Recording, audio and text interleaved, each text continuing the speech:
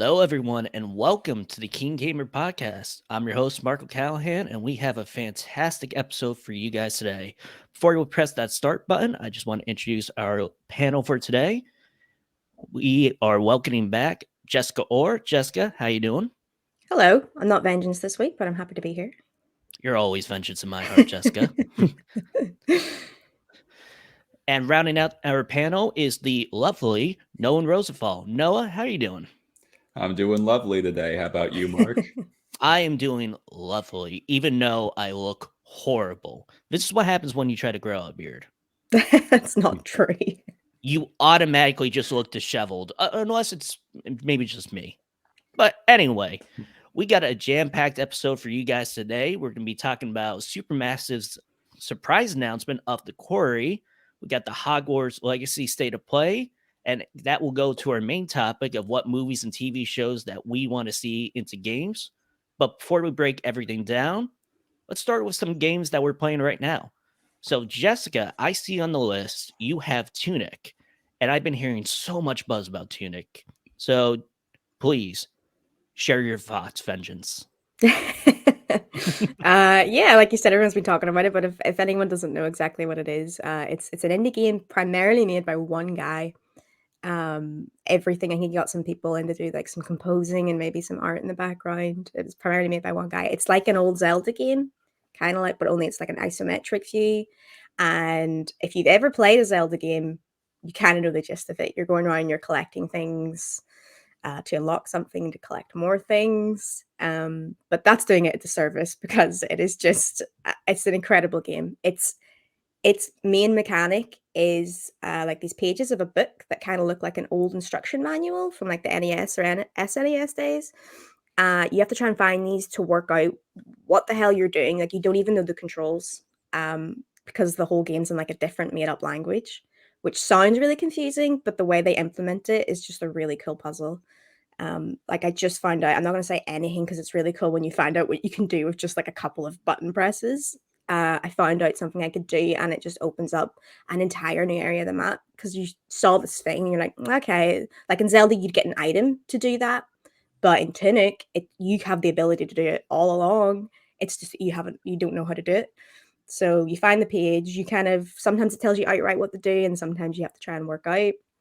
And I got completely addicted to it. I only started playing it Saturday night, and I put on about 8 hours, and it's just so fun. It's kind of trying to get off, and it's one of those puzzly games where you're like, I wonder if I can do that or that. I left it for a little bit, came back, I was like, oh, this is what you do. And it's also adorable. I don't know if you've seen it, but you're playing as a little fox. And every time you move, like his little quiff moves. I can't wait for the plush of it to come out. I will definitely get it. And yeah, if you're into puzzle games at all, and one other thing I would say, I've seen people going around about saying, "Oh, you need a journal. It's kind of hard to remember." It's not that bad. I also haven't found the combat that bad either because as long as you're paying attention to your journals, like it tells you enemy weaknesses, a tactic to go around them, when you should go to a boss, because it's kind of got this like sort of Soulsborne thing where if you die, your coins are left with you, and you have to go back and collect them, otherwise you lose your coins, and you can level up and power up for the bosses. So yeah, this is general just Tunic, and I'm really enjoying it. It's a real good itch to scratch if you really love old Zelda games like Link to the Past and all that. And I believe it is on Game Pass, right? Yeah, it was a surprise announcement. Everyone kind of thought it was going to be on Game Pass, and then they realized it wasn't. And during the ID at Xbox, they were like, "Yeah, surprise, it's on Game Pass." So yeah, if you got that subscription, you can play it basically for free. I mean, you say the look of it, it is beautiful. I didn't even know it was just one person. Yeah, that really surprised me as well. Which explains why it's taken a bit to make, but I mean, I'd wait whatever for this for a game this gorgeous. You see, I'm like patient with that kind of situation, but it's like, hey guys, we're gonna delay the Wonder Woman game. I'll be like, ah. But yeah, it is adorable. You're like the little tiny fox, and it has his little Zelda outfit, and it's like boom, boom. That's my analysis of it. Yeah, that is an accurate way to sum it up. It's got a lot of nods to Zelda. Like, I kind of covered it a little bit, but you're basically your whole adventure from where I am at anyway. If you've played an old Zelda game, you know exactly what you're doing. Like, they've got Mhm. like flasks in the corner instead of hearts, and you find little shards of flask that can make another flask, which is your heart containers in Zelda. Your shield looks like the shield in the first ever Zelda. He's wearing a green tunic, like you said. Like, it's very much a tribute to it, but what I like is that it's expanding on what it did, you know? Yeah, it doesn't feel like kind of like a copycat. It's like, Mhm. what was that one game from Ubisoft, the Immortals, Phoenix Rising? Yeah. Even though I did like that game, it's like, yeah, let's make our own Breath of the Wild. Well, this feels like a tribute instead of like a copycat.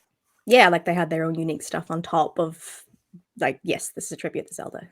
Exactly. And I've heard the comparison of course, Zelda, but you did mention that like Soulsborne thing of like, if you die, you lose everything. Are you able to gain it back, or it's like, well, sucks? Yeah, so like what in Elden Ring, you go back and you get your runes. In this, you go Mhm. back and you see your little fox spirit floating, and you can. I haven't got to the point where I died and I haven't got that back, so I don't know if it's gone for good. But yeah, it's the same. It's coins. You're collecting coins and then random items that you use to level up. And that's another cool thing. You don't know what you're. They don't even really explain very well how to level up, but if you're paying attention to the manuals, you'll be able to see. It's another one that if you get frustrated with this sort of stuff, like just go read a guide. They'll tell you how to level up. And I did see there's like if you're frustrated from like Souls games, especially Elden Ring, they have like basically like an invincibility mode. Yeah, I forgot about that actually. So if you are like, oh, I can't do this boss, just stick Just that on. turn it on. Yeah. There's no shame. You play you, Mm-mm. boo. Yeah, if you really want to know what the hell's going on in this universe, because I do, it's just, there's like a weird fox god, you're a fox, and I don't know what the hell's going on. I'm excited for There's people to gods. there's gods. I'm excited for people to translate this language because there's one thing I saw, like it's this symbol that appears again and again, and I think in my head I'm like, okay, does that mean it's an action? Like it's a doing word? Like have I worked this out? But I mean, probably not. Everyone's gonna be like, nah, you're stupid. Let us know in the comments. Is Jessica stupid? No. Please, no, please don't. No, God. Beaming on the internet. Overrated. Uh, So, Noah, first of all, have you played any of those classic Zelda games? Like Link to the Believe it or not, Past? I never really got into Zelda. Yeah, when those would have been popular, I would have been, let's see, I guess I would have been mainly a Mario fan. Would have had a few GameCube games, but probably wasn't really in the loop on what's popular because that was before the internet and all that. That wasn't before the internet; it was before social media and stuff. Yeah. So, of course, you're an Xbox guy. It's on Game Pass. Are you interested now in Tunic? Perhaps if it's on Game Pass, I'm always willing to give anything that doesn't require additional payment a try. So yeah, we'll see if I have some time. All right. Jessica, anything else about Tunic? I don't think so. I'm trying to think if I've forgotten any main things with it. No, just like the little manual. I can't wait for to build my whole manual and see from start to finish because your page orders aren't in order. You'll like see something that was like Oh, okay. more information on page 24. And you're like, I haven't got page 24. And it's so satisfying when you like I saw a page right at the beginning, but I can't get to it. And that the entire time I keep going back, I'm like, have I unlocked the ability to get this page yet? Like, what does it say about it? It's something really important. It's just very exciting to discover things in this game, much like Elden Ring. So yeah, I can't play much Elden Ring right now because it's just a huge commitment compared to Tunic. But yeah, it's a really great game, and I highly recommend like Noah, if you've got Game Pass, like, just check it out, play a couple of hours, see if you like it. Yeah. And actually, with the manual, you mentioned like the description, it is like a game manual. Is the look of it like a game manual? Yeah, it's kind of a bit more like I remember like PlayStation 1 game manuals and it was like heavy text with a couple of pictures in the game. This is like cute illustrations and some text, so I'd say it's a cuter version of an old game manual. I love game manuals. That's a lost art. Yeah, RIP. Now it's all digital and looking up guides, but you can do that on KeenGamer.com. There's a silver lining. Yeah, okay, glass half full kind of gal. Yeah. All right. So speaking of like old school style, well, I don't know how old this Pokemon game is. Noah, you have been playing some Pokemon.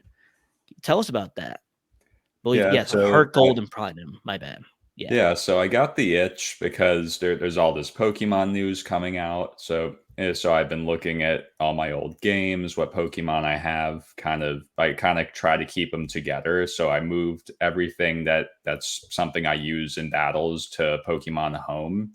And eventually when all the Gen 8 games are integrated in the home, it should work so that you can have all of them between the games, just not in one game, which, honestly, I was disappointed when in Gen 8 for Sword and Shield, they're like, we're not going to do all the Pokemon anymore. It's just not worth the $60. It's too much data now. And I was very upset, but I guess Pokemon Home's kind of that compromise, and it works efficiently to the point where I'd say I don't really have a huge problem with it anymore. So long as we'll be able to have all of them on the Switch somehow, I kind of feel like it works.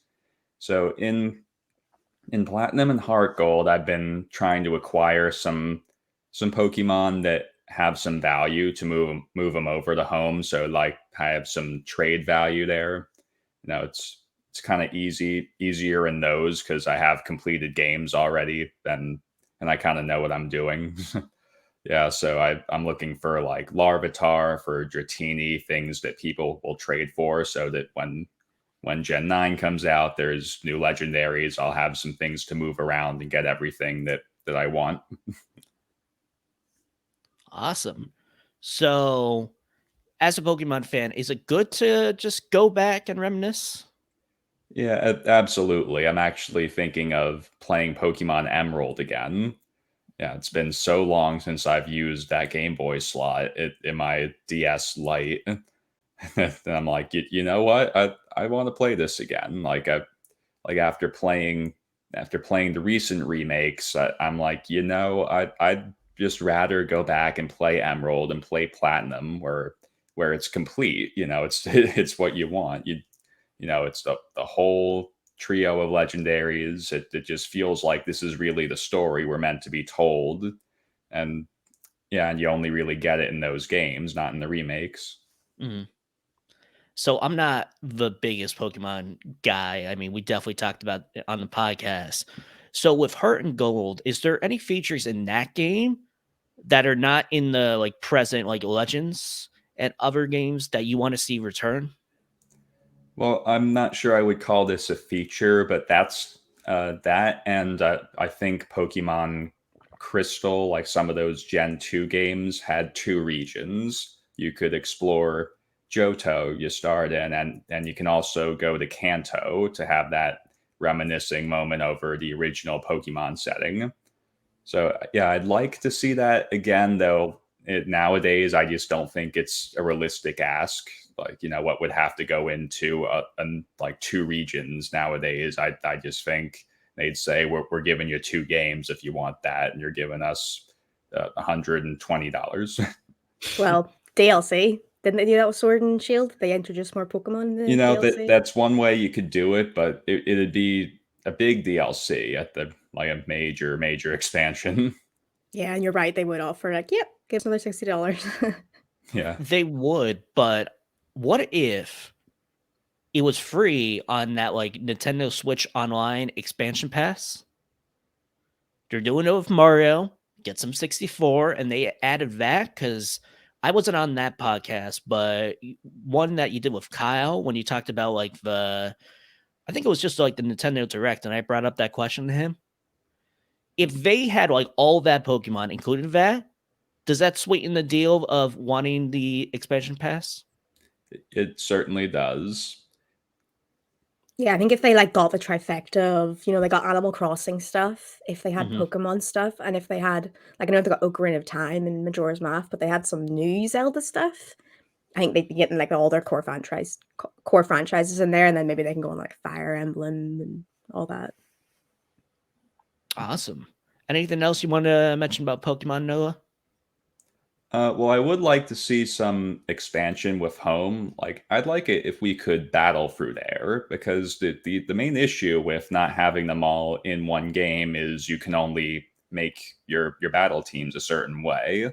So if you added the battle feature to Pokemon Home, that would really fix that. Can you break down a little bit more of Pokemon Home for me? Because I've never used it, and I have like a bunch of Pokemon accounts with loads of Pokemon, and I just like Pokemon Go. I've got so many Pokemon in there. I'd like to start using it, but I honestly have no idea where to start. It's not hard to download. You need it on your Switch and also on some smartphone device. So yeah, you do need both, which is fine. I mean, it's not troubling at all, and it works better than Bank did. You know, you throw your Pokemon in there, you use the GTS right from there, and if they added battling, it would really be a nice hub for your Pokemon games. And you can just transfer any Pokemon you've ever caught in any game over. Yes, any Pokemon will go in there. That's cool. Awesome. All right. So on to my game. Not a shocked, it is Elden Ring. There is something so addicting about this game because if you're frustrated with something, just move on. Go to something else. Isn't that like a life lesson? Yeah, Elden Ring's teaching us good life lessons. Yeah, so like if you see a big scary boss, run away. It's a good lesson. Yeah, some life lessons from Marco Callahan and Elden Ring. Yay! So actually I want to ask you this, Jessica, because I know you haven't played as much. Do you know the story of Elden Ring? No. I know the basic gist they give you in that cutscene in the in the beginning, but why is everyone trying to kill you? I don't know. I just know I'm maidenless and it reflects my real life, so not a big difference. I wanted to ask, there's one thing, like, you go to like some sort of castle somewhere, right? And there's these soldiers fighting, what, like demi-humans or something, and they're both trying to kill you. Like, couldn't you be like, yo, I'm on your side, soldiers? Because you talk to Yeah. an NPC nearby, he's like in charge of them, and it's fine. He's not trying to kill you. Why do they turn around and try to murder you? Yeah, it's pretty rude. Yeah, rude's the word. So it's to the point where I'm just making up my own story. And then I realized I'm maybe not really a storyteller. So it's like, what's your character? I'm like, I'm gonna defeat the evil. Okay, any personality? No. I look good. I have Well, a that's all you need in scarecrow hat. Hollywood these Yeah, days. that's Defeating insert evil and movie looking good. here. Yeah. Uh-huh. But other than that, and it's interesting. So where I work, a lot of guys do play games, but they play like Fortnite, Call of Duty. Like that's not really my area. So it's interesting how we're all playing Elden Ring and we're all communicating like, hey, did you go here? Did you hear this? This new patch kind of like nerfed a lot of stuff. I'm really confused of why they buffed magic. What? Why would you make it stronger? Because they realize, oh, maybe we're too harsh. Then don't nerf the, what was it, mimic tier? I hadn't got it yet. I was excited to get it. Not anymore. Well, oh well. Hmm. Other than that, like Elden Ring is just is so it's kind of mind blowing. And I wouldn't it's gonna be so awesome to see at the end of the year what else it's gonna be up against in terms of game of the year. I mean, we have Horizon Forbidden West. I love that game. I'm not gonna say game of the year just yet, but just from the look of Tunic, it looks like indie game of the year. Or a candidate or nominee. Oh, definitely. I think it's up there at the top at the moment. Like Elden Ring, I'd say is there up there at the top in the triple A probably. Yeah. Other than that, like I'm just and it's interesting how they just give you like this little tiny map right here, and with like a lot of like black bar space. I'm like, oh, that's a weird thing. Like, should it expand? Because you're just used to like the cloudiness, and then once you like open up, it just vanishes. But just like it just keeps getting bigger and bigger and bigger. Crazy. Yeah, it's like when you finally do a massive area, like what Limgrave took me 35, 40 hours, and I bet you haven't seen everything. And then No. suddenly you're in another area and you're like, well, here's my next 40 hours. And they have these, I don't know what they're called, like within the game, but if you hit a wall, it'll disappear and it unlocks this little secret area. There's a video going around Twitter. There's some sections you got to hit it 50 times. And apparently that wasn't like an edit. Like that's actually within the game. Yeah, I saw something like either they crafted this or some people smarter than me went in and they looked at the code of that wall and like it was missing a 9 or something. So that made the wall really strong, but it led to somewhere. So I'm like, what is it? Was it a mistake or was it? But I think it's a credit to the game that everyone's like, it was clearly put there on purpose. And Mhm. there'll be more walls like that. And it's just like a great social game. Because everyone, like you mentioned on your Twitter, Jessica, that's my Twitter, just everything like within a boss to all that, people complaining how there's no photo mode, which come on, we need that. I want to take a selfie with a dragon. That's it. Good luck. No pausing. Worth Phew. it. Yeah. Lost all my runes. Taking a picture with a dragon, priceless. Yeah, I would love a photo mode. It is beautiful. Like we've talked about this before. Horizons, like it's gorgeous, and it's got the photo mode. And Elden Ring isn't as good graphically fidelity, but Mhm. man, is it beautiful, that art style. Like I do think Horizon is a bit more beautiful and has a more prominent art style and graphics in the frames per second, but Elden Ring is just gorgeous and also terrifying. Very terrifying. That is a good way to describe it. Yeah, it's terrifyingly beautiful. Like what how do you think this is pronounced? Catalid? Yeah, C-A-E lid. Khalid. Yeah, Calid. sure. It's like It's how your do you story, know? remember? You can Yeah. call it what you Ha- want. I know it's my story, but what part of the story does, you enter this little region and the sky turns blood red. And the music is ominous. And there's this big crow. So I'm going to try to describe it to Noah. So you enter here, goodbye sunshine, forest. It is just barren. This desert with these weird white, not flowers, but it's kind of like coral. Just looking at the texture. And there's these blood vampire zombies that will just lunge at you. And you look straight ahead. There is a crow. And it's like, oh, okay, it's a crow. It is a 3-story crow, and it is so terrifying. I don't really get scared in games, like a little creepy, like, ooh, this thing straight up jump scared me. Because I'm running away on my horse, and I'm like, all right, I'm safe. Get off the horse. I'm just running around. Also, just walking. Which proves like in your head, you think you have a better voice than you actually do. Maybe it's just me. Oh, no, Noah, yeah. this doesn't apply to you because you're like, Yeah, Noah, you're right. yeah, your voice is just amazing. Like, I can't imagine what the inside voice sounds like. But my voice, it is what it is. It was not always this way. Oh, You we mean just need to craft our voices better. we need the manual to get Noah's voice? Oh yeah, we're missing the pages.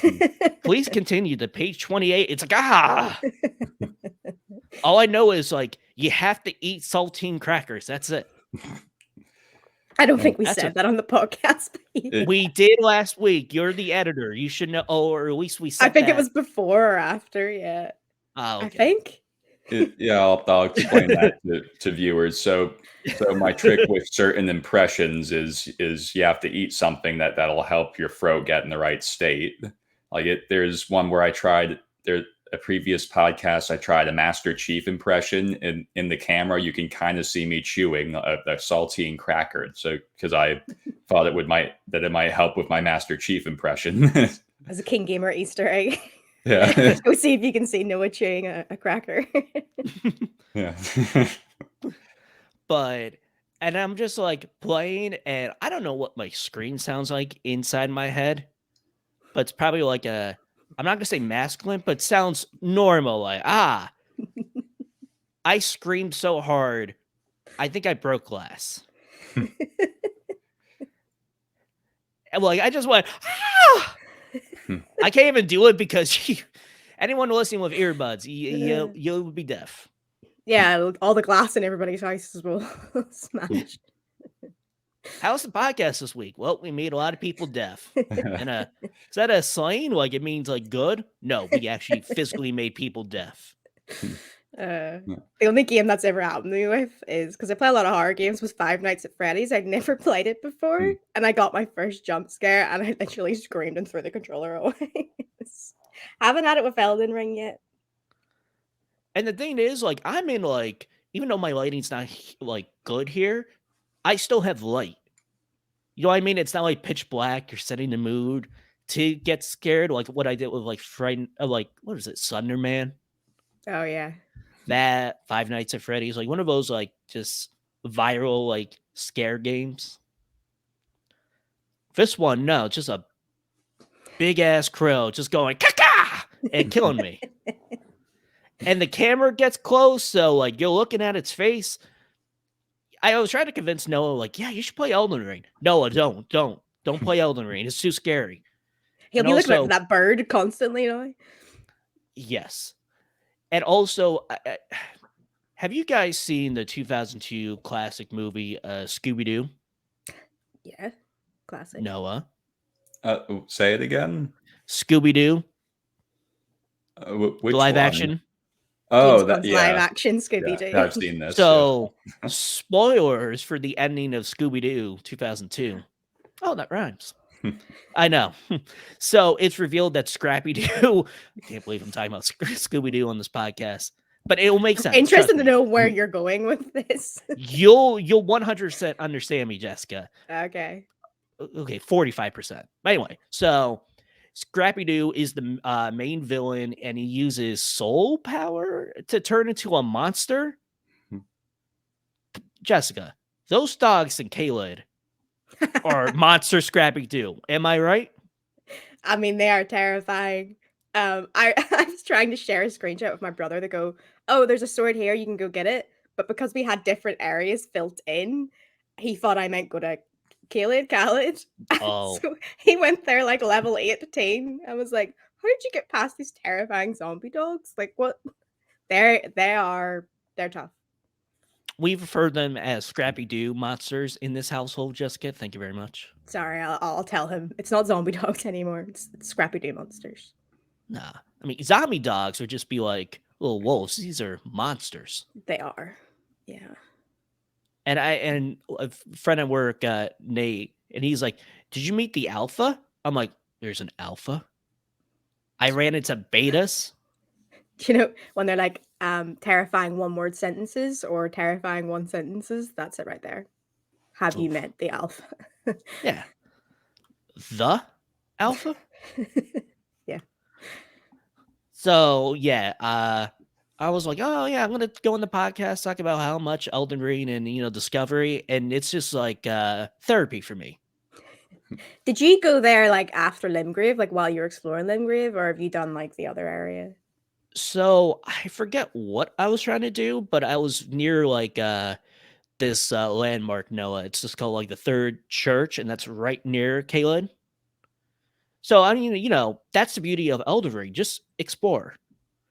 So I'm exploring, and I see this building, and I don't know what they're called, but like these phantom creatures with like the red silhouette. I thought I was getting invaded. Maybe I was getting invaded. I didn't know I was.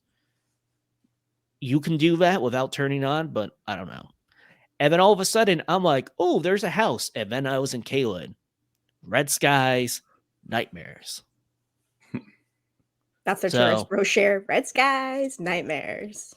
Red skies, nightmares, and a beautiful view of your death.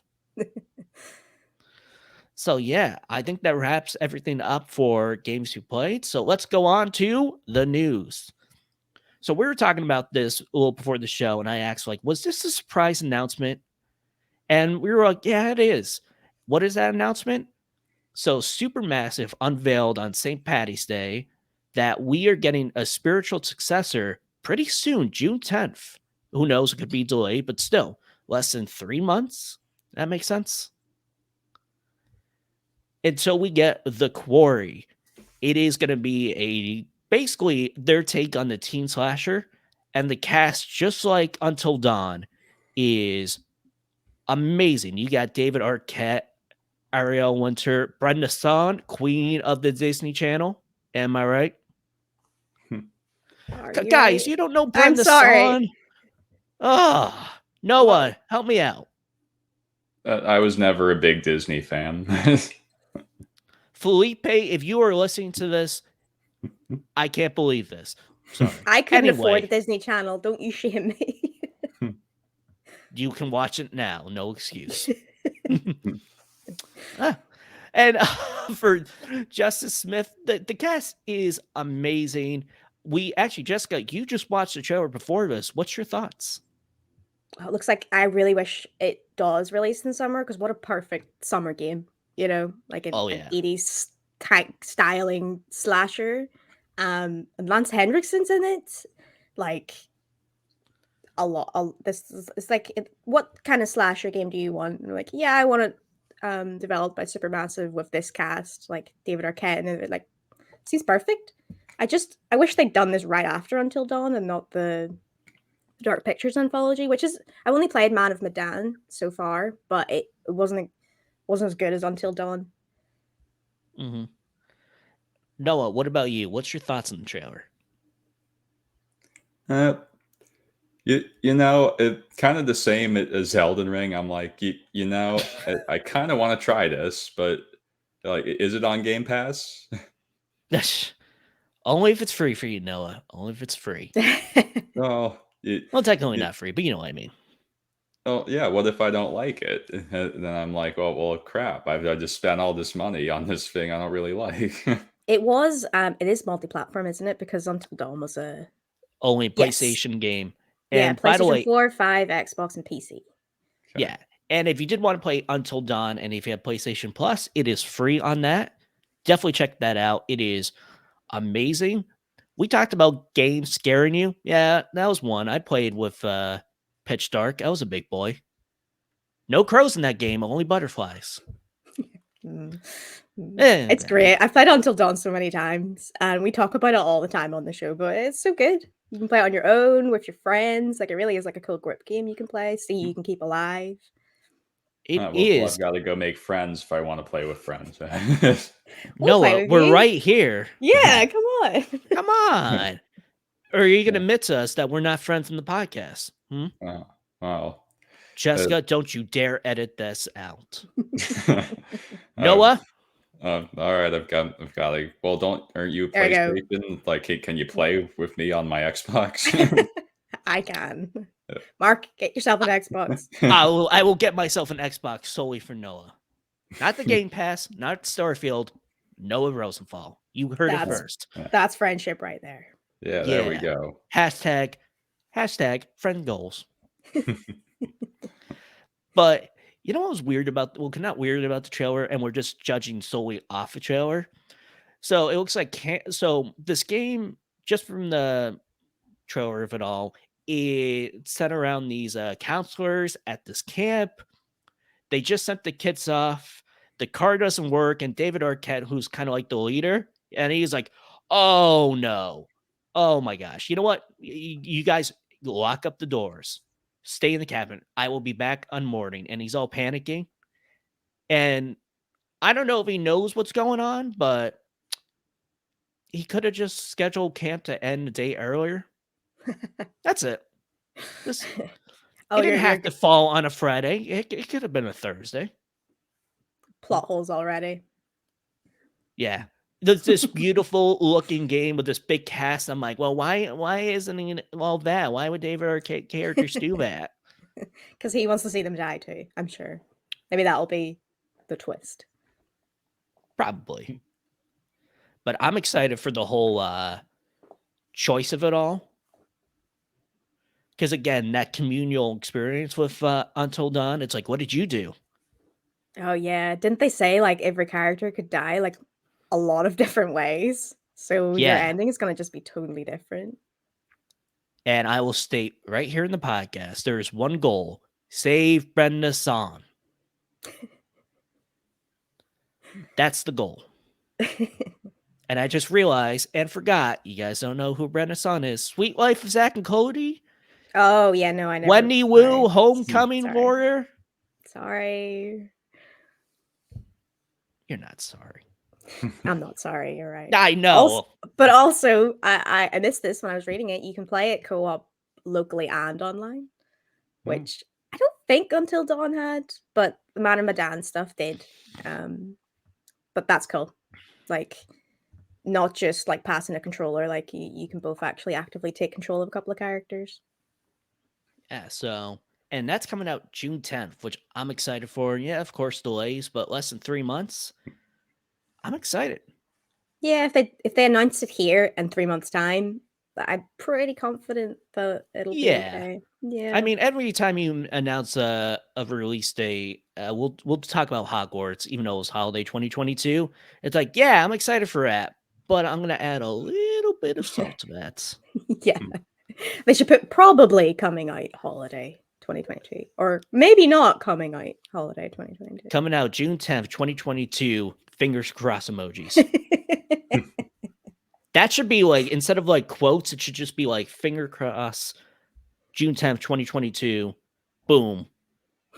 And that. So anything else about the Quarry? It just looks From like you guys? a cool slash game. I can't wait to play it. Like I said, it looks more like Until Dawn than the Man of Medan. And I haven't played the last one, so I can't say about the quality of it, but like a full length type of Until Dawn game with this awesome cast list, like yeah, can't wait to play. All right. So moving on, we got a lot of new Starfield information. And before describing, Noah, this is definitely up your alley. You've talked about Starfield a lot. I want to know your reaction. Yeah, so a lot of information I liked, and we did get a lot. We heard a lot of exploration talk, and that's what a lot of fans have been asking about. Like, they kind of want it to be like in Morrowind, where you can just go anywhere that isn't necessarily related to a quest, and it's fun. Mhm. Yeah, I kind of prefer in Skyrim where they just kind of use objectives to get you everywhere, but like it's Starfield 1, that maybe Starfield 2 will be more like that. And they also had a really good panel this time. Want to make sure I shout out all the names. The 40-year-old guy the 40-year-old nerdy guy who everybody loves there. That's of course game director Todd Howard. He's a brilliant man. He's one of my idols. And they also had design director Emil Pagliarulo. If you found him familiar, he narrated those little videos about the settings a while back. That was actually the first thing I covered for KeenGamer, so you could check that out to see my first KeenGamer article. And they also had lead quest designer Will Shen. He's terrific. He's been with them since, I feel like it's been a while. He was one of the major people that really deserves a lot of credit for Skyrim. He's a great quest designer, and I was really happy to see him there. And lastly, they had lead artist Istvan Peli. I hope I pronounced that name right. He's lead artist. So they had the design director and the lead artist there. So two people that are behind a lot of the imagery we're seeing. And yeah, so they talked about exploration. One thing I did find a little bit concerning, but also exciting at the same time, is their references to Oblivion. And like, as you guys know from previous podcasts with me, Oblivion is the most tedious Bethesda game that there is. It would be Morrowind, except there's this exploit with Morrowind that makes it so you can skip the leveling system. So yeah, Oblivion can be an extremely time-consuming game because there's all these little nuances to how you have to do everything. And yeah, so you've got to walk that line carefully, because with a modern game, like they were saying, like defining your character, one of the things that people really like about Skyrim, and it's really a major reason why it became as popular as it did, is as one of my friends put it, they simplified the concepts to the point where anyone can just pick it up and play it. You don't have to be this PC gamer brainiac to figure out, okay, this is how you play this game in Skyrim. So I really just hope they wouldn't go back to, you have to kind of make your character a certain way and you have to stick to that. I like how you can be a master of everything in Skyrim. And I think that modern gamers probably wouldn't really go for, your character has to be only a few things. You can't do everything. Yeah, I think maybe they were talking a bit in Oblivion. What I listened to it anyway, it was more that persuasion system. Do you remember it, where you were trying to convince an NPC to progress in a quest or give you an item or something? So, and then I think one of them, I think it might have been the lead quest designer, talked about how, well, we didn't start by what did we do in Oblivion and let's transfer it over here. They were just trying to come up with a persuasion system, or this isn't always the right option system. So hopefully it is just building on that, like that beta system they had in Oblivion, in the way to persuade people to do something in this game. Yeah, they left that pretty vague, and that's where I said, oh, okay, so they're not making it like Oblivion. They're just kind of saying it's inspired by this, so we have some idea of where it's coming from, and it makes it so they can show some footage that isn't too revealing because it's from Oblivion. So yeah, it was funny when they cut back to Oblivion. I was like, oh yeah, it takes me back. yeah, so I think it'd be really cool if they did an extremely modern, more in-depth version of that, because in Oblivion it actually feels extremely scripted. Like you say, oh, I'm going to tell this person a joke and see if they like it, but no, there's no joke. It just they laugh or they don't, and yeah, it felt so convoluted. Like their face changed, didn't it? From what I remember. Like they got really angry, and you're like, "Oh no, that was a bad joke." Yeah, the faces were kind of the funniest part, and I remember people complains that the Khajiit and Argonian races, referred to as the Beast Folk, you can't really read in their faces, at least not in Oblivion. Yeah, early 360 graphics. Yeah, those square heads. Yeah. You're getting an Xbox. Did you say you're thinking of getting an Xbox for Starfield? I remember you saying a little while back. So are you I mean, I was thinking about it for Starfield, but I'm getting one for Noah. Okay, I'm getting one honor Noah. I'm not giving Noah another Xbox. Now, I should say that. Yeah. But yeah, I mean Starfield, because I've been saying like a lot on this podcast, like, what do I want if I get an Xbox? Game Pass. Mm-hmm. But the game, I mean, besides Forza, is Starfield.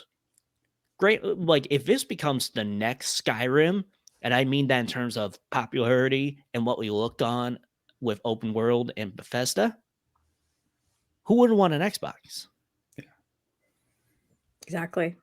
And this inside Starfield looks amazing, especially with the hype around Todd Howard, just what he's saying. I'm like, okay, I'm gonna get the wallet out. I'm trying to dial it back a little bit, because there's certain games I do just get incredibly hyped for, and then a little disappointed with when it doesn't meet those sky high expectations. But the way they're talking about Starfield, I'm like, oh god, this sounds awesome. Like, they're talking about, we want immersion over like just this arbitrary good or bad option. Like, I thought it was so cool. They were talking about what you're like doing a mission for, I think they call them space pirates or whatever. The Crimson Fleet. Yeah, you can go report them. You can pretend to work with them. Like, that stuff seems, if they have those systems in place correctly, like Divinity Original Sin or something, each of your actions could have like really big consequences. Oh, that sounds so good. Yeah, awesome. But hype check. I need to calm down. Right. No, bring on the hype train, Jessica. Choo choo. There's space trains in this. The hype is too much. Space trains, Todd Howard. Space trains. Space trains. That's a real shut up and take my money. Yeah. Oh, that's shut up. But where is my money? Oh yeah, it's gone from betting. Womp womp.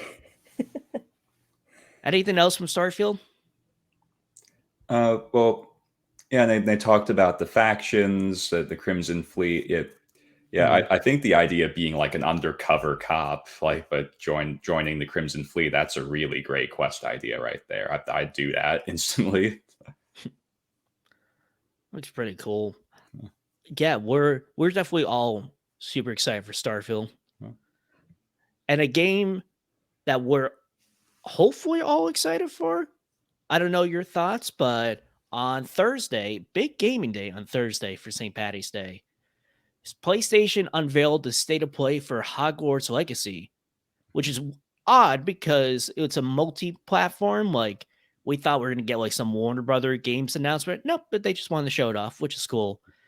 And judging from the presentation, it looks so amazing to the point I'm like, do I really have to buy this game? Because I hate J.K. Rowling. I really hate J.K. Rowling. But Yeah, the you gameplay looks amazing. I know. It's like one of those red button situations. It's like you could have the ideal Harry Potter game, but J.K. Rowling's being real big bigot The right worst. now. Yeah, the Very bad. worst. Yeah. But just watching it, I mean, is it odd that I'm like, man, I'm excited to be part of the classes, No. of the actual school classes. And I'm not really a big Harry Potter person. I definitely watched the movies. I went to the Universal like Harry Potter section. By the way, butterbeer ice cream, amazing. Yeah, I got the actual butterbeer and like it's like a tour you can Same. take over and it was like, whoo. It wasn't great. But I all mean, the shop assistants were like, no, go for the ice cream, go for the ice cream. And I was like, I you want to gotta taste go the for. butterbeer. Never got the ice cream. I mean, the actual like the foam of the butterbeer is amazing. If you remember that, that's basically the like Maybe we foam had of the different drink. butterbeer because mine tasted like it tasted like non-alcoholic beers. They tried to Really, put like because a it was like sweet kind. just butterscotch soda Oh, I wish I had with like that. a nice vanilla foam. But we are not here to talk about Universal Studios. Wait, can we? No, we are not allowed to talk about that. Sorry, Noah. Yeah, we know you were desperate to talk about Yeah. the butterbeer. I know you wanted to talk about that in Shrek 4D. Yeah, I haven't. You mean like the Disney World thing, right? Like in Orlando, right? Yes. Yeah, I've actually been to the shooting studio in London. Oh. Yeah, that Yeah, was that's a the one fun I'm talking experience. about. Did you try the butterbeer there? I did. I had kind of the same impression you did. I don't dislike it. Like, yeah, I was hoping it'd be better. It's the fizzy part that you're like, when you hear the word butter, you expect it to kind of be smooth, like Yeah. it's too rough to drink like this. So America Uh, has better butterbeer than the UK. Apparently, no, yeah. not really. Like, it was okay. It was like, that would be $9. It's like, yet again, that's Yeah. theme park prices and Mhm. American prices. But I'm sorry. Wait, were we just talking about butterbeer? And it's like, this whole situation with the game looks so good, but JK's so horrible. It's like, yeah, butterbeer. I mean, that's butterbeer summed up. Yeah. It looks great, but butterbeer. It is. Anyway, I actually want to gauge, Jessica and Noah, how big of a Harry Potter fans like are you? Did you grow up on it, or just eventually read the book / watch the movies? You can go first, Noah. Yeah, so I was never a huge Harry Potter fan. I was, of course, around it, and it has that nice charm to it. I definitely prefer the first three movies because I kind of like they're still kids. There's all that mystique to it, and I just feel like the setting was captured better in those than it was in the ones following that. Yeah, I love the candy. Like, I always like watching that candy stuff, and I guess it was kind of like it was okay to me, but I guess I just kind of prefer more structure in my settings, especially magical ones. And in Harry Potter, it's never really clear like what can and can't happen. Uh, yeah, but I'll watch it if it's on. That my brother had a big crush on Emma Watson for a while. Yeah, so So he really enjoyed those. I guess Emma Watson's okay. That I have preferred celebrity crushes though. Yeah, and I actually there's a play called How to Succeed in Business Without Really Trying that I actually saw in New York when Daniel Radcliffe was the star. So it was cool to actually see him in Oh, person. dope. He's actually very short. Hey, don't make fun of us short people, Noah. No, nothing wrong with 5'7" that. club, represent. Zac 5'1", Efron, 5'1" club represent. 5'1", no, 5'7". That's really short. That's like, I don't know. I'm 5'1". Jessica, I had like 5 Tom Cruise jokes set up. Oh man, Tom Cruise is a giant to me. I always thought I was like 5'9", to the point where my license actually says I'm 5'9". And then the physical to get into college, they're like, "No, you're 5'7". I was so distraught, and I looked horrible going to work, and they were like, "Dude, what's wrong?" I'm like, "I just came back from the doctors." They're like, "Oh, are you okay?" I'm like, "No, I'm 5'7". I'm Tom Cruise." And they're like, "Are you kidding me? That's what you're upset about?" It's like, yeah. Maybe on a good day I could have been 5'10", but no. Good day I'm 5'8". Should have done your stretches. Yeah, I should have drank milk. Should have done stretches. Oh well. Anyway, yeah, Daniel Radcliffe is short. 5'7" club. But now I have something in common with Daniel Radcliffe. I can't wait to say like, "Hey, you short? We short?" And he's gonna be like, "Get away from me." But Jessica, what's your history with Harry Potter? Yeah, I grew up with Harry Potter since I was like 8, and I saw the first film.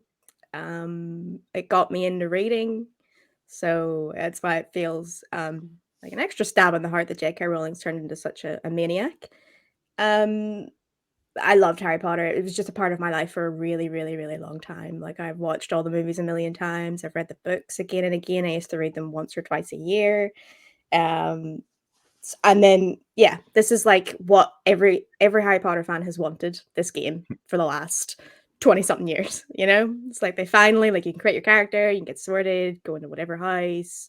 And they seem to have actually went above and beyond what people have wanted. Because, like, when they were showing off the Hogwarts stuff and, like, you saw the Chamber of Secrets, and some secret underground things. I'm like, that's cool. You can like totally explore Hogwarts in a way that the last Harry Potter game I remember that did that really well was actually Order of the Phoenix. It was a really good Harry Potter game. But this just seems like on another level, like AAA polish. But then like you have like a quest line to go outside with some professor. You go and find loot. You go to Hogsmeade, like you have totally customizable character. I'm probably forgetting like a bunch of stuff as well, like your friends, become your companions. Like you start at 5th year, so it's not weird that you're 11-year-old. Yeah. So yeah, it's one of those monkey paw situations where what an awesome looking game and what love and care that Avalanche seem to have put into this at like the worst time possible. Yeah, why couldn't you, Avalanche? Why couldn't you just make like a really horrible game? Like, great, I'm not buying that. And it's like everyone's like, son of a bitch. Yeah, that's been son of a bitch. That looks incredible. Yeah, I'm watching the state of play. I'm like, oh my gosh, this is an open world Harry Potter game? And just for context, like I'm a Harry Potter fan, not like an obsessed. So like I didn't read the books, I saw the movies. Like there's some people who will just like straight up buy a wand for $120. I'm buying butterbeer. Thank you very much. Other than that, and just watching it, you get to, get sorted into a class, open world Hogwarts. You get to go to classes, all the different spells you get to do. The combat actually looks pretty good, and a little bit of intrigue. I forget what 2 races have like a truce. I think like I don't even know what it is, but just like, ooh. And of course, they did the vague of like, you're someone who, I don't know if you ever heard this in Harry Potter, has a lot of power. And it's vague and that's it. And it's like, Well, oh, hey, yeah, we didn't even address that guy straight up said Avada Kedavra to I don't even know who he was trying to kill. Like, he's just learned magic in 5th year and he's already trying to kill someone. Did you guys see that? I didn't even. Again, I'm not like that big into Harry Potter. I'm like, oh, okay, whatever, magic. I forgot that was the death spell. Yeah. I don't know who he's killing. We'll find out. Although it said it was like as an option or something, like you can go down a dark path. I can't remember the exact thing they said. So maybe this will be like some sort of Kotar Mass Effect. You can be like a really good guy or a really bad guy. Yeah. Do you want to be Harry Potter, or do you want to be like that one guy who we're not allowed to say? You know, Draco. Oh yeah, he shall not be named Draco Malfoy. This is just random, but I just love Tom Felton. Yeah, they seem to have done pretty well outside Harry Potter. Yeah, he was on Honestly, the they Flash. all have like done well. Rupert Daniel Grint's- Radcliffe. Rupert Grint is on I think he's on that M. Night Shyamalan show, Servant. Is that what it's Yes. called? Servant? Yeah, I watched I the think first that's season. what I it couldn't is. remember. It's on the 3rd season. He's getting Apple TV Plus money. Third. Yeah, Wow, why not? That I don't know what Daniel Radcliffe has done recently that made me go like, oh, dip. He's in like a bunch of indie films, and then like Noah said, he does theater sometimes. Hmm. They've all like went their own little separate paths. So And I'm happy like no one has grown up to be horrible except for J.K. Rowling. yeah. The one person who has solely profit off this. Oh, Miracle Workers. Have you guys seen Miracle Workers? No. So it's an anthology show. All you have to just look up is Daniel Radcliffe Miracle Workers dance. Okay. I mean, I love anthology shows full stop, so I'd give it a full watch. He dances to She'll Be Coming Around the Mountain. And that's all I'm gonna say. Okay. And I'm so happy you're gonna edit this, Jessica. Because you gotta watch it. Noah, you too. Noted. We'll put it on our homework assignment. Yeah. Watch Daniel Radcliffe dancing to She'll Be Coming Round the Mountain. It's the best thing ever. Prove me wrong. Okay. I'll go report back next week. You know, imagining it does kind of sound funny. Yeah, exactly. And he, again, amazing. But anything, yeah, Hogwarts Legacy. It looks like everything, and you can tell like the developers really put their heart and soul into this game. And it's just a very bad conflict of just having such a horrible person. Like, she has nothing to do with this game, except she will profit off of this. And that's the, it's not silver lining. It's like, that's the caveat. So yeah, that I know. sucks, And but they've obviously been working on this for ages because it got announced a few years ago, but it got leaked before that. Like before she started her downward spiral a while back, but you know, to get to the point where she's at now, where she's basically just like an unhinged person on Twitter. Like they were working on this for ages, and obviously like working there and like it's their game, you know. I know it's set in her universe, but it's their game. yeah. What was it? I think it was leaked in 2018. It got announced in 2020, actually at the PlayStation showcase. Yeah, so I don't know if it was long that. time. Yeah, and we're hopefully in, fingers crossed, holiday 2022. I'm also excited. It's also coming on to the Switch. Yeah, that seems incredible to me because the scope of this game seems huge. And we don't even know if it's a cloud version yet. The leak I saw anyway was like, no, it's a native port of Hogwarts Legacy, which would be incredible. But like getting The Witcher 3 on Switch, I guess. That I'm really excited. My best friend, she loves Harry Potter. She wants to play this game. But she's not a gamer.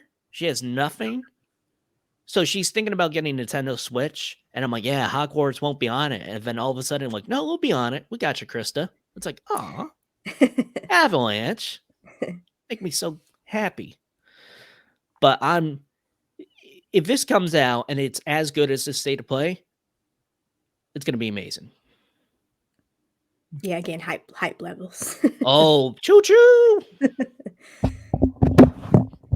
Choo Too choo! much That train was aggressive. Yeet. Yet the hype train is so strong, I'm just knocking everything down. You can't look, but like my table's like a hazard. Like anything, like it's so messy. Oh, I don't know what you're talking about. My table is perfect. Yeah, because everyone who looks at this podcast looking at my face, being like, yeah, this guy looks like he has it together. Talking about bread in the sun and butterbeer. So anything else about Hogwarts Legacy you want to add it on? I think so.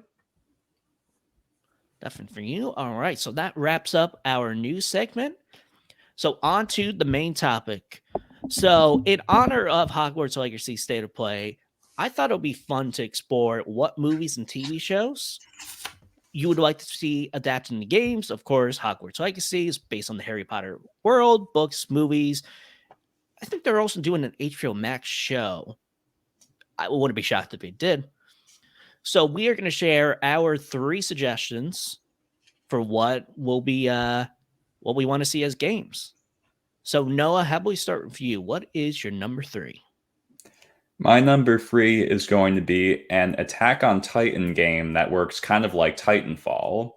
I was thinking like shows I like, and I thought of Attack on Titan, and I was like, okay, there's some games for that. But what would be really cool is if you did it kind of like a Call of Duty multiplayer matchmaking, where you're kind of using that what do they call it, ADM gear, to kind of fly around, to kind of avoid Titans. Titans can work kind of like care packages, and you could run like capture the flag, like certain objective kind of things through that, or just elimination kind of things.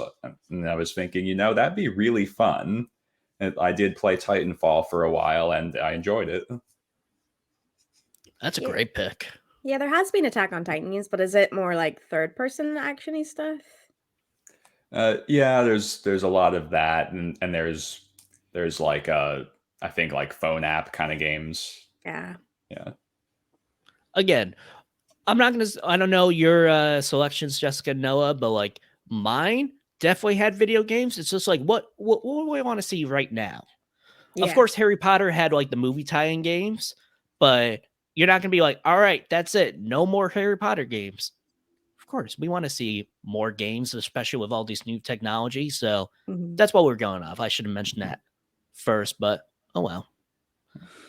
So Attack on Titan. Anything else about that, Noah? I think I kind of said it all. I think it's ODM gear. Now that I'm thinking about it, I think they call that ODM gear, and they use to fly around. Gotcha. All right, Jessica, what is your number 3? This one might be a bit recency bias because we recently got an announcement date for when it's coming out, but I would love to play a game based on The Boys. If anyone doesn't know it, I'm sure you do. The Amazon Prime show based on the comics of like superheroes acting like giant douchebags. It's like really cool, like funny, but also dark storylines going on. I think it would be, you could kind of argue that Saints Row already did this with their superhero stuff, like ridiculous over the top superhero stuff. But I'd like to take that on and like, I don't know, try and use the same characters of that. Like they've got like a wealth of characters as well you could choose from. Like not like an MMO, but like a single player ridiculous campaign, kind of like maybe GTA or something, where you take on missions and do things, or like Mass Effect, you can choose to be like Homelander, like loyal to Vought and all that dark stuff, or you can try and overrun it. Like I think that would be really cool. So would you be part of the actual The Boys, or are you like a new addition to the 7? Well, that would be cool. I think maybe you could like have like a, like in Cyberpunk or whatever, you start your origins. Like, do you want to start as the boys, taking them down? I think you'd need to have like superpowers though to make it a fun game. That's true. And yeah, then you can so, also get superpowers from the Compound V. So Yeah, exactly. Oops, I've slipped and fallen in Compound V. Now I'm a superhero, but I want to take them down. So yeah, I think it would be cool having some sort of morality choice thing in there as well. But that's being slightly awesome. ridiculous, like the show is, like yeah, they can be dark and violent and M-rated, but it's still ridiculous. Have you seen the animated series that Is it just came out? out? Was that It is the Diabolical or? Diabolical. I don't know the actual name, but we do have a review of that on KeenGamer done by William Dare. Check it out. Very good review. I definitely will. I'll be watching that. I didn't know it was out yet. I didn't know you're a big fan, Jessica. So I feel like that would be a great spoiler cast. Noah, are you a fan of The Boys? I am not. I don't know. You know what? Watch it, Noah. So I was gonna say it is very R-rated, very TV MA, but Noah, I think you can handle it. Yeah, it's Okay. like a parody on superhero stuff, but like doing their own thing. Yeah, it's like, what if superheroes exist in this world, but instead of like the Justice League Avengers, they're like hotshot celebrities. They only care about money and corporate image and all that, and they can just do whatever they want. Got a lot of homework. Yeah. This is slightly longer than the Daniel Radcliffe video. Yeah, I'd be both down for are the very spoiler good. cast. Yeah, no, it'd be good to get your perspective as like a new fan, like if you liked it or if you didn't like it. Yeah, All right. yeah. Is it what like service would I need? Amazon Amazon Prime. It's Prime. only on Amazon Prime. And I'll look into it. I'm not saying watch it illegally, but wink, wink. Jeff Bezos is fine. Don't worry, guys. I won't go to I'm not space editing with out him. that silence. Not staying in there. Jeff. Okay, fine. Jeff Bezos won't invite me to space. Oh well. Oh, you're just salty, right? Okay. Yeah, I'm a little salty. Saltine crackers.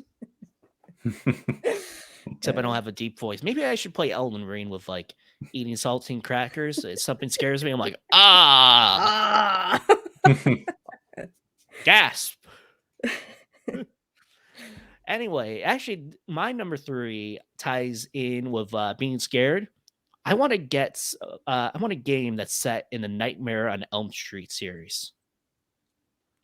That's you know what? I was thinking of like some sort of horror one. I did see there was some like NES game of it, but yeah. You see, that's why it's like, oh, you can't do that. There's an NES game. It's like a very horrible game that the angry video game nerd trashed. I can't use that as a suggestion.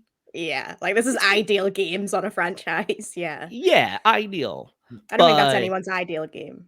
But yeah, sorry, continue. Oh, I thought you meant my suggestion. I'm like, okay, Jessica, you didn't hear me first. No. Okay, the NES. My bad. I'm just a Yeah. little salty, you know. Saltine cracker me. Wait, what? Anyway, so imagine a game, because I was thinking about it with the Batman Arkham game. Mainly with Arkham Asylum, they have this whole dream sequence. And it's not really scary, it's just creative. But what if you had, like, of course, if you don't know, Nightmare on Elm Street, Freddy Krueger, the bad guy, he kills you in your sleep, gets very creative, very weird. And imagine that in a game. Just that aspect, like, I forget like the whole like dream warrior thing of the Nightmare on Elm Street, but if you are that quote unquote dream warrior able to go into Freddy Krueger's dreams or something like that, very magic, very scary. And I think of something, even though it'll be very different game style, we've seen how popular the Friday the 13th game is. So imagine something, a little 80s slasher icon love. I think that would be cool because you could go either way with it as well. You could have both in it. You could have like that's terrifying. Freddy Krueger coming through in this like nightmare scenario, like you said from Arkham. That was a cool reference. Or like in like the mid Friday the 13th films where they just went totally insane and Freddy Krueger was like a pun machine. Like that stuff could be fun as well. Yeah. Why not both? And of course, you got to get Robert Englund back. Yeah, that'd be cool. Which Fun fact, since I mentioned the Scarecrow, he voiced the Scarecrow in Injustice 2. I knew his name. I saw that while I was researching some stuff for the podcast last week. My riddle. I was like, Robert Englund? What? Yeah, that's cool. So he would be down. Like, you got to have him. If he unfortunately can't, then of course someone else. But Yeah, bringing it back, actually, sorry, I know I'm going off the rails. Did you guys hear the nearly headless snake voice actor in Hogwarts Legacy? He did not sound like, oh my god, I can't remember the British actor's name, but it was very jarring. I was like, this is clearly not him. you see, it's like some old faces returning, and I'm like, who's that guy? Oh, It doesn't sound like that guy. no, it was the only bad part about that showcase. I was like, wow, okay. But yes, sorry, Mark. Do you know what else I'd love about a Friday the 13th game? Did you ever watch Wes Craven's New Nightmare, I think it was called? The one where they like do the meta stuff with the set of Nightmare on Elm Street? Yes, very good. I think they could like do that with a video game as well. Like they know you're playing a video game and they could toy with that as well. Oh my gosh. Wow. What was that one game, like Silent Hill? Like, it made you think like the GameCube was crashing. I don't know what game. Very famous one, which of course I can't forget Was it Metal Gear forgetting the Solid, name. did it? Actually, Batman Arkham did, because all of a sudden, like, it cuts to the blue screen and you're like, what's going on? And then the game restarts, making you think you lost progress, but it's actually like, instead of wielding a Joker, you're wielding. Yeah. So something like that. And this is only my number 3. I think we can spitball good ideas, yeah. Now I just got to see, like, who is that voice from Are Hogwarts? you a fan of Friday the 13th, Noah, or? I'm not a huge horror fan. That I surprisingly get scared. Oh, so you do have your manly scream? Not really a scream, but yeah, I'm not a fan of being frightened. I do really like it. I just love Pennywise as a character. I was him for Halloween once, and my friends weren't happy. Oh, you gotta send a picture over. Which version? The Tim Curry one, or the new one? The new one. I like the special effects in the new one. Yeah, they were good horror films. That's a good horror film to like if you don't like horror films. I didn't think it was too scary either. All right, I can't even find this guy. Oh well, let us know. But what was I going to say? I don't know. Now I'm just thinking about Tim Curry. Yeah, just if Robert Englund can't do it, Tim Curry can surely be. Yes, Freddy Krueger. I'll do it. I'm trying to even like imagine. I'm like, what's his catchphrase? Like, welcome to prime time, bitch. That's all. Anyway, we keep bringing you up, Noah. How about you share your number 2? So my number 2 is actually, I bet you're going to be surprised by this one. So are you familiar with the very popular new show called Arcane? Oh, yeah. Which yes, is the one that's based on League of Legends. Yeah. I didn't have any like, you can't have this, so go ahead. Yeah, so that game is based on League of Legends, which is, I don't play that. I think is it an MMO? It looks like an MMO looking at it. Yeah, it's oh my god, what are they called? A MOBA? Yeah, so I really like that setting. That sort of that clockwork kind of technology. I really like that in settings. You see it in the recent season of what's the new Matt Groening show called?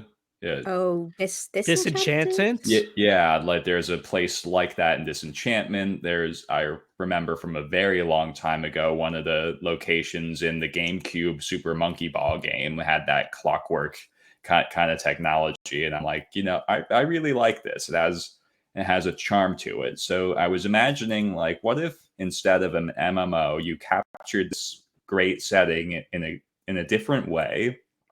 So the two games I was thinking of to kind of be the inspiration were GTA and what was the second one? Oh, and the Red Dead, like some sort of GTA Red Dead kind of inspired thing in that sort of like there is magic, but it's mainly that I was calling it clockwork kind of technology, where I think that experience in that setting would be really, really fun.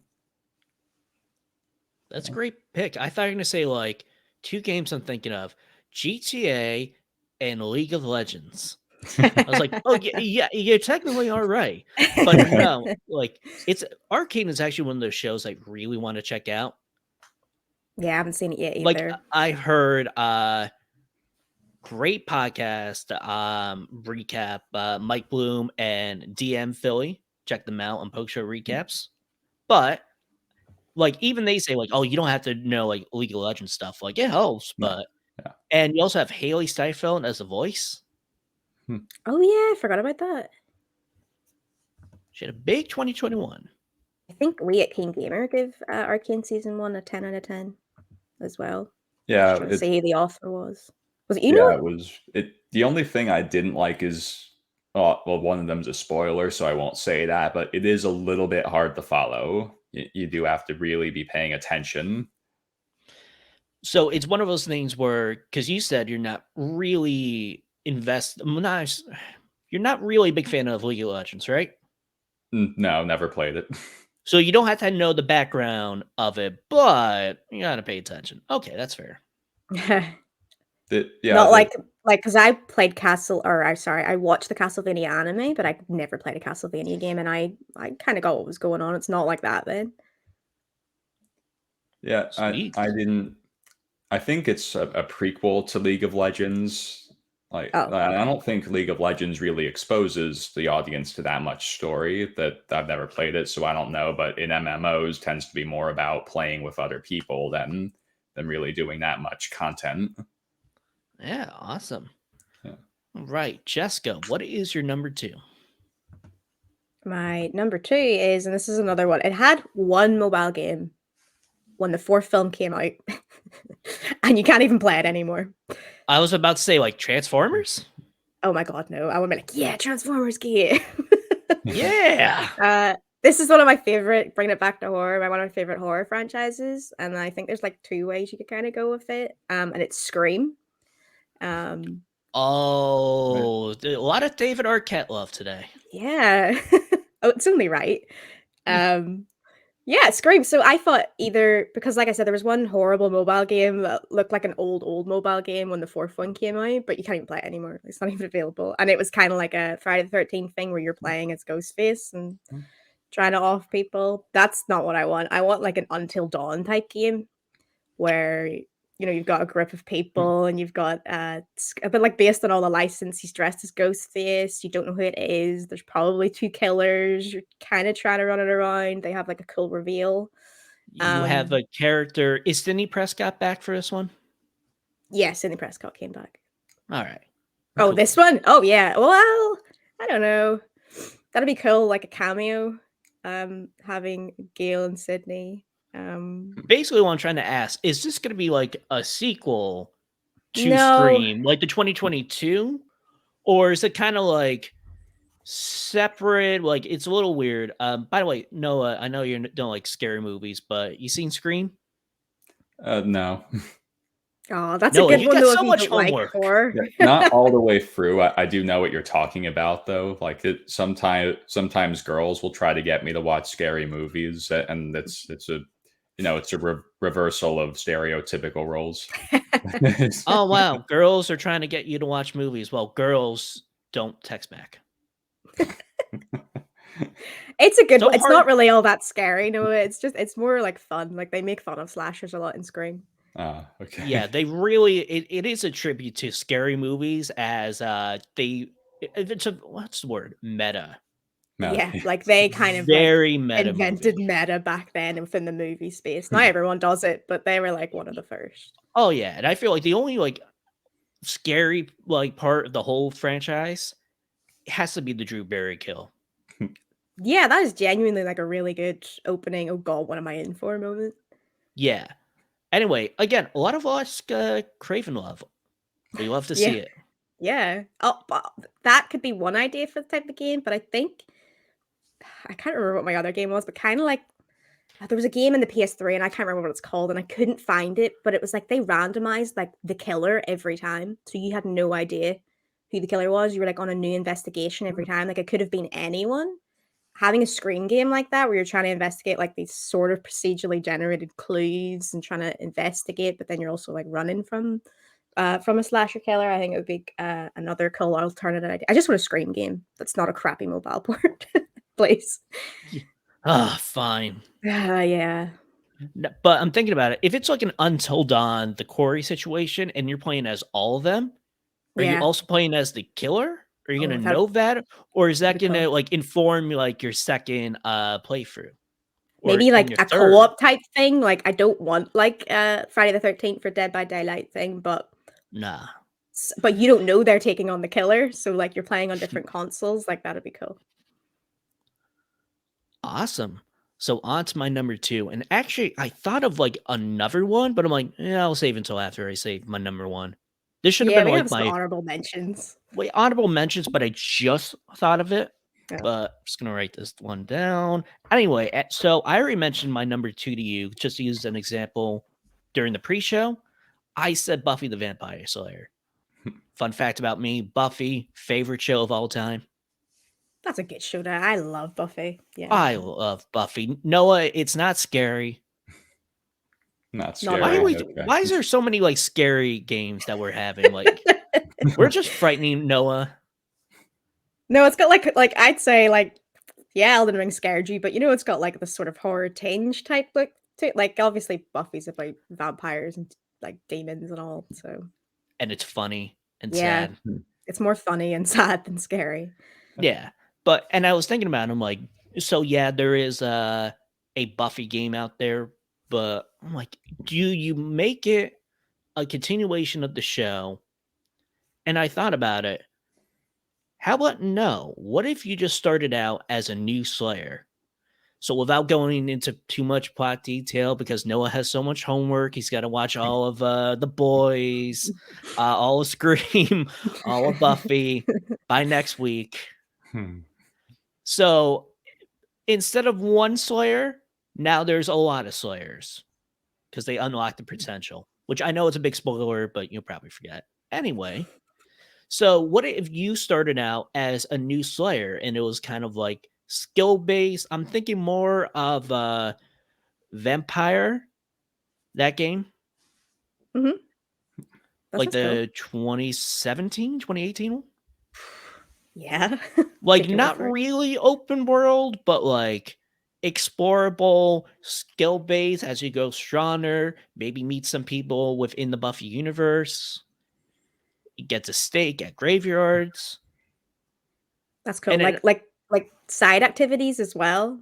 Like you have like yeah, the main mission, side missions. you investigate like demon activity. You investigate this cult. A lot This of sounds potential. awesome. I would buy this game in a heartbeat.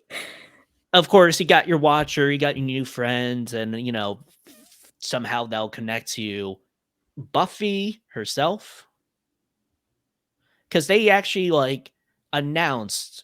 I don't think it's gonna happen now, but a reboot. But it's not a Yeah. reboot. So basically, I'm taking that idea of a show and making it into a game. It sounds I am a awesome. fraud. No. No, I mean I'm when this comes to this sort of stuff, I'm much more interested in playing a game than watching another TV show. Like, yeah, I'd watch a new Buffy TV show or set in that universe if it came out, but playing as your own like custom Slayer sounds really cool. And you could like DLC potential, just add in new missions with new creatures, like have a cameo or two. Like And it'll be it like, sounds oh, we're bringing people from Angel. It's like, wow. yeah. Or there's like a puppet side mission where everyone gets turned into puppets. Yo, that is I would love awesome. a musical side mission. Like, yeah. How is there not a musical video game? I'd buy that one in a heartbeat. I don't mean like Yeah. a karaoke game, Yeah. like to sing it, not a rock band. Although I would love another rock band. FYI, Xbox. Give me a musical. You don't have to have like the the buttons. Like, did you guys play the Final Fantasy VII remake? Mhm. Noah, is this No. more homework for you? Okay, this is only Mhm. on like PlayStation. It's now on Windows, so I'm gonna give you a pass. During that like big dance musical number, Oh, like you're wow. commanding like the buttons. You don't even have to do that. I just want to watch and Yeah, like they you break know, up the song randomly during just a cutscene. Yeah. yes, Yeah. yep. And I was about to be like, wow, that was a detour from Buffy. I'm like, no, it actually makes sense. I would love to see the hush creatures. That would actually be terrifying in a game, I think. Oh, that is actually the most terrifying. Also played by do you know Doug Jones? Oh, did he do that? He did. He was the leader. That's cool. Yeah. Well, Doug Jones is just in everything. Any tall guy in prosthetics, that's probably Doug Jones. Yeah. Well, any 5'7" guy is either Daniel Radcliffe, Tom Cruise, or I. Yeah. 5'7" Club represent. Anyway, so Noah, what is your number one? So my number one, I really like this idea. So are you guys One Piece fans? Oh shoot! What is One Piece? Don't tell me. Okay, tell me. Wait, is it an anime? It is. I knew Now, that. I'm now like, we've got homework, Mark. oh, are is you? this Yeah. Are like the you? one that's like 57 seasons? That There's yeah. one. And that's Damn it. just the actual Japanese. I watched the English dub of that. One Piece. Tell us about that game, and tell us about that show.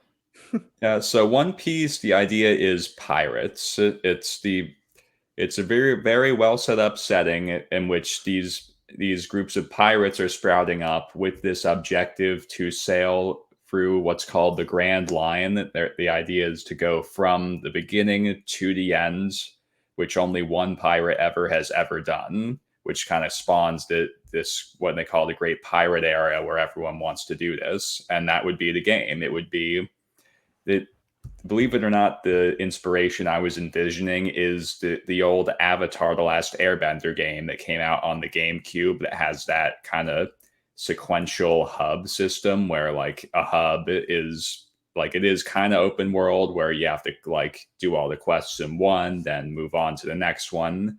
So that's how this would work. You'd be sailing the Grand Line, going from islands to islands, and you'd have this this open world objective on each island. Then you move on to the next island, and you kind of pick up crew members as you go. Kind of like that's what would be really cool, kind of building your crew and doing it differently each time. So yeah, and yeah, that's about it. I just think that'd be awesome. There was an attempt at making a game like that called One Piece World Seeker, but apparently it wasn't really very good. So I'd love to just sail the Grand Line, to build a crew with different specializations and powers, and try to conquer the Grand Line like those characters do. That sounds interesting to me, actually, even as someone I've never seen One Piece or anything, but I would, if It someone does. described that game to me, I'd be like, yep, I want to play It's that. very easy to get addicted to. But I started watching One Piece less than a year ago, and I've seen every single episode in the English dub since. Whew. You see, you're good at homework, Noah. Even though we have to watch a whole lot of anime. Yeah, we'll to come back count- next year. Yes, we're taking a 1-year hiatus. No. Wait, actually, Art, don't unsubscribe to us, please. All right. No, I think that's pretty fascinating, and I don't know why. You mentioned pirates. I just think of Assassin's Creed, Black Flag. Yeah. I don't think it's gonna be in that style of what you're imagining, but still, like pirate games, very underrated. Yeah, whatever happened to that? Was it Black Sails was supposed to come out? It was, like, what's that like current one? It's like Blood Sail, Blood and Sail. Oh, I don't know. Ooh, But that Ubisoft one that they announced like a couple of E3s ago has never surfaced again. Did you like Assassin's Creed 4, Noah? I'm not an Assassin's Creed fan, but yeah, I've got to play more games. I Nah, need. I'm not a massive Assassin's Creed fan Yeah, either, but I I remember mean, that. if you guys want me to spend more money on games, get me more YouTube subscribers. We will get Xbox to buy Ubisoft, so you can go play all of Assassin's Creed, the Far Cry, and you'll be like, all right, I'm ready. Free? Let's Man, go. talk about open world fatigue. Imagine playing every Far Cry and Assassin's Creed back to back. Again, that would be bad. You'd be like, oh no, another one. But then you'd get to Odyssey, and you'd be like, oh, okay, that's fine. You start off high, it's like, okay, a little basic of 1, 2's amazing, the whole Ezio, and then you're like, ugh. And then it's Origins, it's like, okay. Mhm. And then Odyssey, you're like, all right. And All then right. now you're like, okay. Yeah, I think we I do think yeah. you've done a really good pick, Noah, because like out of all of them, like you haven't heard of our stuff. I don't know if you want to play our games, but your pitch for that game, that sounds cool. Yeah, thanks. I was really proud of that one. That's not true, Jessica. He wants to play Buffy. He said it himself. You can edit that part later, Jessica. Yeah, I mean, I love all the suggestions. Like Attack on Titan, I have to watch.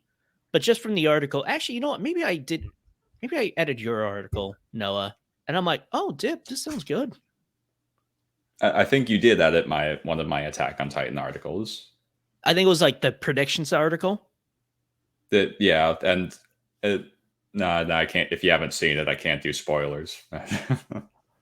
Whatever. Anyway, check out that article at KeenGamer.com. Mm-hmm. I can be a good host sometimes. Sometimes. Anyway, Jessica, what is your number 1? Okay, my number 1 is one of my favorite TV shows of all time, and they have had many games of it, and they have all been horrible. I have always been disappointed by their games, and it's Doctor Who. Yeah. Now you say I'm like, wait, the person who did the season 13 reviews for KeenGamer.com, check it out right here. No, I'm not shocked. No, I'm not shocked. All right. Did you like Doctor Who, Noah? Did I hear a reaction there?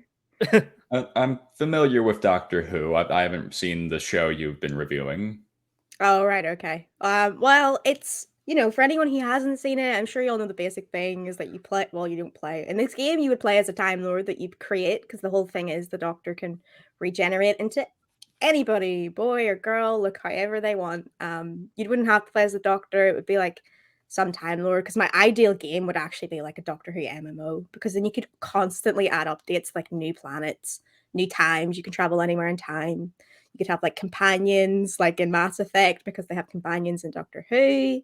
It would be like, they don't really go in the multiverse all too much in Doctor Who, but when they do, it's awesome. I'm like, so you can, that's why it's an MMO. You can see all these other Doctors or Time Lords running around. I just want to play a Doctor Who game that will last forever, basically, and that's not like these weird, like they've done like third-person sneak games on, like, you can play it on your web browser. They actually had an okay mobile game with the Weeping Angels, but that was kind of building off like games like Emily is Missing and all. And their other games, I think they had like a game out in the 80s on like the Commodore or something. Like, they've never done a good game. I would take any decent Doctor Who game by a popular developer, but an MMO would be ideal, because or like, is it DC Universe Online, Mark? Yes. Yeah, so like it caters to like super fans, but maybe not the best game ever. But with Doctor Who, I'd take it. Let me explore planets, do these missions. Cool. It's not a good example, but it's an example no less. What about like an Avengers? But good. Yeah, we're all like, this superhero one, but better. Yeah, like this game, but it doesn't suck.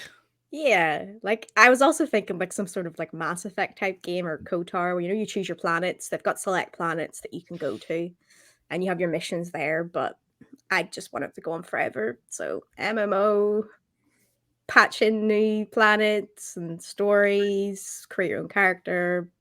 Ideal game for me. So in the DLC, Can we meet the other doctors? Yeah, cool. Do whatever you want. The whole Doctor Who's thing always as well is they will have this canon established and just totally wipe it.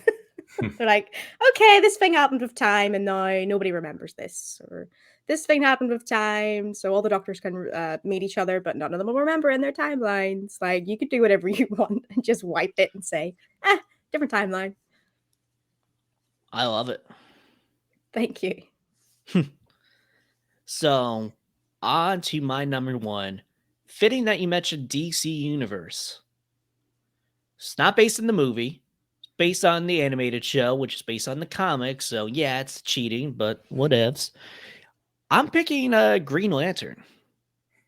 Oh, I thought you were going to do like Superman. I know you really want a Superman. I really want a Superman. That's my honorable mention, but it's like, just give me a Superman game. That's it. Anyway, Noah, are you familiar with Green Lantern, or at least the concept of it? I'm familiar with the concept. All right. But maybe I should just inform viewers anyway. So, the Green Lanterns are basically intergalactic cops in the DC universe. And their main weapon is actually this ring that's based on their willpower. Now, there's actually a lot of different lanterns. Like the Sinestro one is yellow, based on fear. Red Lantern Corps are based on rage, so on and so on. So what if, I think maybe like an MNO or like kind of like a DC Universe Online, you can be part of different factions, do all that, or at least make like a, I don't want to actually, yeah, probably like a Jedi Fallen Order where you're actually visiting all the different planets. I wish you could actually, fly in between. But yet again, I am pitching to someone. I'm not designing the game. Yeah, whatever the hell you want. Yeah, it's like, all right, Mark, make the flying mechanics. I'm like, done. Yeah, that's how game design works. Yeah, that's how game designs. Yeah, yeah. No, it does not. No. This is about to Disclaimer, make a. this is not how game design works. I bet this is like when they want, game industry, they want a union. They're like, you don't need a union. Your job is just this. No, it's not. No. No, it's anyway. Just to have like based on like what corpse, what race in terms of like alien. Do you want to be like a human? Do you want to be like a? I mean, there's so many Kilowog. There's a ton. You can really customize it, and that's really the main feature I want. And what do you want to base your powers on? You want to base it on will, fear? What constructs can you make? Because you can make anything out of this ring. I can make a sword or a shield. I can make a space train. Perfect game. Yeah, this is what we like to call a callback. Like, I could make a sword or a gun, but I think I'm gonna make a space train. Or maybe choo choo. That's the only thing I'll be able to make. It's like I will it into existence. It's like, what are you really passionate about? It's like Amtrak. You would inevitably get the Thomas the Tank Engine mod with this game as well. Oh, speaking of honorable mentions, Thomas but the Tank yeah, MMO. I will Pick whatever train you want. Yes, it would be so much fun. And Noah, it's not scary. Not scary. Okay. Creepy. But yeah, Thomas, like, anyway, but that's yeah, subjective. that's my. Well, okay, fine. That is my number one. I think we have a great list. Yeah, guys, let's get started on these games. All right. So you mentioned honorable mentions. Do you guys have any honorable mentions? Oh God, I didn't. Yeah, really I have two. I was also thinking either a Game of Thrones or Lord of the Rings open world game. I ultimately liked my other ideas a bit better. Yeah, Lord of the Rings would really work. And like Harry Potter, you just get people buying that. Just, oh, Lord of the Rings game? Let's go. Yeah. What about you, Jessica? I can't remember. I'm sorry. Do you know, I was trying to think when I was coming up with this because I love detective shows, but like it would be so weird if you had Mayor of Easttown in the game. You know? Yeah, talk Like, about your dead son. Horrible yeah, gameplay. yeah. The only way I could kind of justify it in my head would be like a Doki Doki Literature Club like game. Like, I don't know. So All right, if guys, your side quest is fix your relationship. I would play that, you know. I'm beginning to think it Go would to be the me, bar. me and 10 other people would play it, but it'd be fun. An indie Oh. game based on Mayor of Easttown is my honorable mention. Frank. That's my impression of Caitlin's in the show. Frank. I don't think that's you needed to have some saltine crackers there. Frank. Sounds like the Cookie Monster. There's a crossover. DLC. You can have the Cookie Monster as your new partner. Well, funny that you mentioned it, because Sesame Street was actually part of my honorable mentions. Oh, wow. Why not? Why not Why just not? make a character? Play with Big Bird. Or sharing with Elmo. Isn't that what we always want? Isn't that Game what people I always wanted? Clambering for, Is you know? this rated R or rated what it usually is? Rated T, like some like risque elements, but it's Yeah, that's the demographic you want to go after. No, kids can't play this game. we really explore the side of Bert and Ernie that I've always dreamed about. I love how like Jessica's like, I don't know, Mayor of Easttown. I'm like, well, I was thinking more of Sesame Street. Yet again, mine would just be like, oh, I got it. Okay, Cookie Monster. You were on the good Detective. one there. That, or you mentioned Scream, and have you guys seen the movie It Follows? Oh, yeah. No. I don't know. So basically, it's about this woman. She meets up with this guy, a couple dates, they have sex, and then she finds out that he basically passed on this curse of she is stalked by this demon. It sounds ridiculous, but it's actually like one of the best horror movies like recently. Yeah. Noah's giving you like the biggest mark. What was that word you said? That I don't think our young viewers are familiar with the S word you said. Can Can you explain that? Can you explain that? Don't explain that, Mark. No. So, welcome to the KeenGamer podcast. I'm your host, Mark O'Callahan, and today we got a great show for you too, as I explain the birds and the bees. Yeah.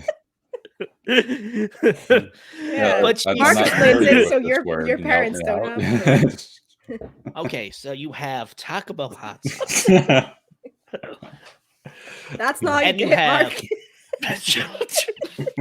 I told you my table is just a mess. It is just condiments. That's it. Yeah. Condiment tables. Anyway, so It Follows. She's stalked by this demon that can take on any shape, but it only walks. It's a hell walk pace.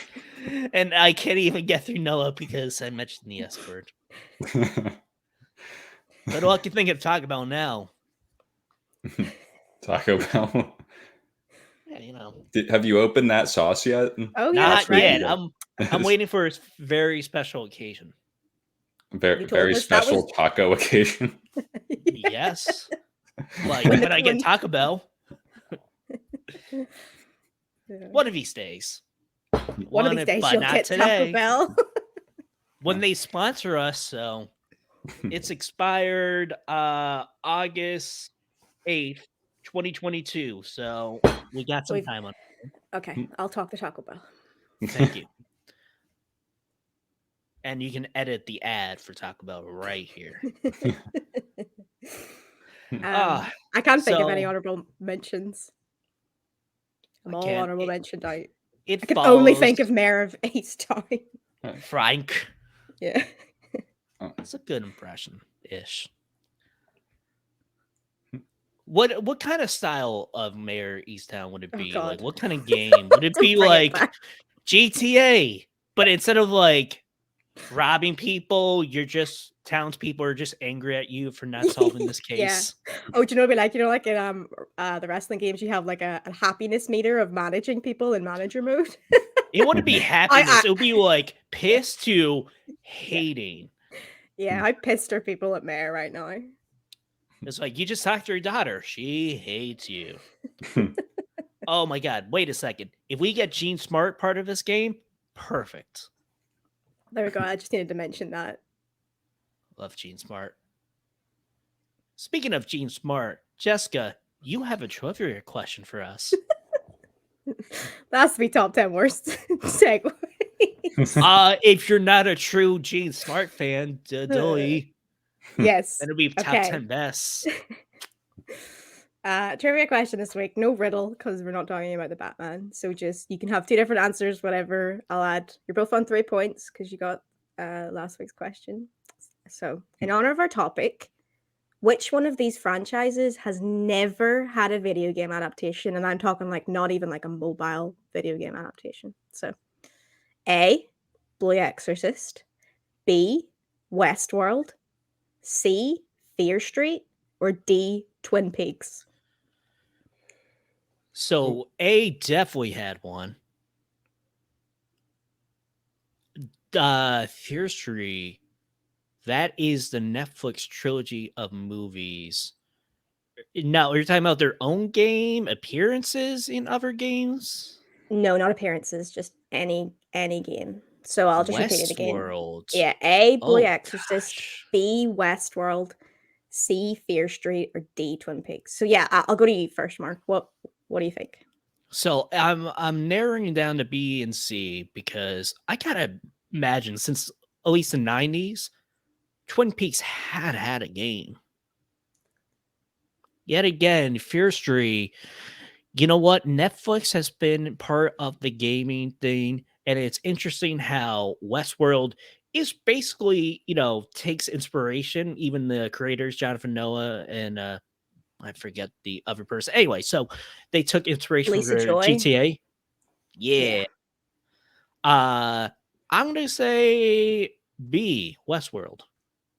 Okay. Noah, what are you thinking? So it was Blue Exorcist, Westworld, Fear Street, or Twin Peaks. Has never had a video game adaptation. Yeah, I'm kind of thinking that similarly, that's how Mark approached it.